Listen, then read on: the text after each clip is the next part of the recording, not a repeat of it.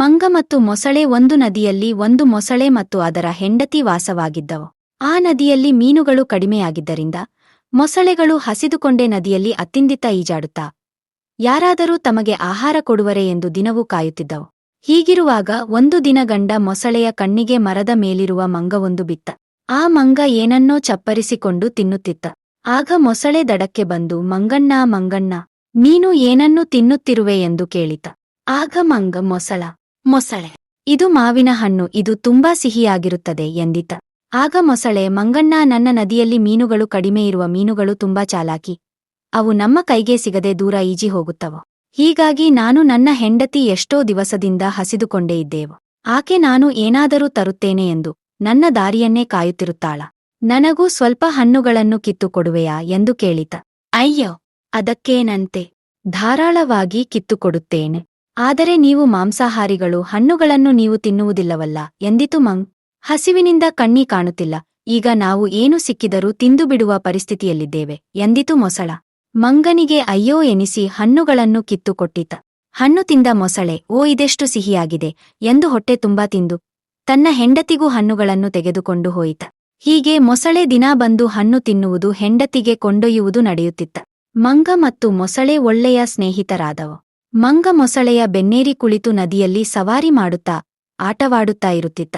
ತುಂಬಾ ದಿನಗಳ ಬಳಿಕ ಮೊಸಳೆಯ ಹೆಂಡತಿ ತನ್ನ ಗಂಡನ ಬಳಿರಿ, ಮಂಗ ಕೊಡುವ ಈ ಹಣ್ಣುಗಳು ಎಷ್ಟು ರುಚಿ, ಎಷ್ಟು ಸಿಹಿಯಾಗಿರುತ್ತವ.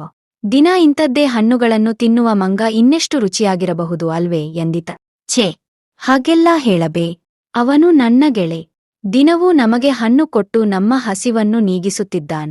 ಅವನ ಹೃದಯ ತುಂಬಾ ಒಳ್ಳೆಯದು ಎಂದಿತು ಮೊಸಳ. ಅದಕ್ಕೆ ಹೆಂಡತಿಯಾದೆ, ಅವನ ಹೃದಯ ತುಂಬಾ ಒಳ್ಳೆಯದ, ಅದು ಇನ್ನೂ ಸಿಹಿಯಾಗಿರುತ್ತದ. ನನಗೆ ಅವನ ಹೃದಯ ತಿನ್ನುವ ಆಸೆಯಾಗಿದ. ನನಗೆ ಅದು ಬೇಕೇ ಬೇಕೋ, ಇಲ್ಲದಿದ್ದರೆ ನಾನು ನಿಮ್ಮ ಹತ್ತಿರ ಮಾತನಾಡುವುದಿಲ್ಲ ಎಂದು ಅಳುತ್ತಾ ಕುಳಿತಿತ.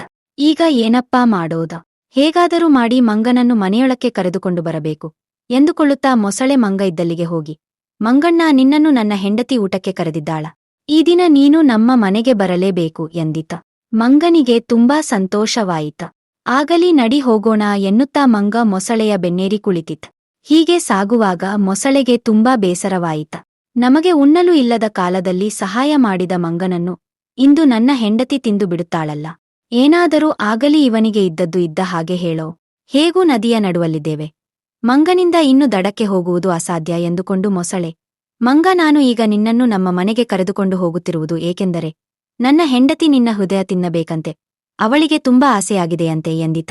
ಒಂದು ಕ್ಷಣ ದಿಗಿಲುಗೊಂಡ ಮಂಗ ತಕ್ಷಣ ಸಾವರಿಸಿಕೊಂಡು ಮೊಸಳೆಯ ಮುಂದೆ ಏನನ್ನೂ ತೋರಿಸಿಕೊಳ್ಳದೆ, ಅಯ್ಯೋ ಮೊಸಳ, ನಾವು ಮಂಗಗಳು ನಮ್ಮ ಹೃದಯವನ್ನು ಯಾವಾಗಲೂ ನಮ್ಮ ಮರದ ಮೇಲೆಯೇ ಇಟ್ಟಿರುತ್ತೇವು, ನೀನು ಮೊದಲೇ ಹೇಳಬಾರದೆ, ಆಗಲೇ ತೆಗೆದುಕೊಂಡು ಬರಬಹುದಿತ್ತ.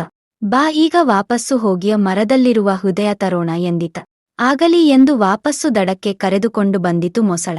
ದಡ ಸೇರಿದ ಕೂಡಲೇ ಮಂಗ ಚಂಗನೆ ಮರಕ್ಕೆ ಹಾರಿ, ಹೋಗೋ ಮೋಸಗಾರ ಮೊಸಳ, ನಿನಗೆ ಸಹಾಯ ಮಾಡಿದ ನನಗೆ ಇದೇನಾ ನೀನು ಮಾಡುವುದ, ನೀನು ಪರಮದುಷ್, ನಿನ್ನ ಗೆಳೆತನ ಇಂದಿಗೆ ಮುಗಿಯಿತು, ನಿನಗೆ ನಾನು ಹಣ್ಣುಗಳನ್ನು ಕಿತ್ತು ಕೊಡುವುದಿಲ್ಲ, ಹೋಗಾಚೆ ಎಂದಿತು.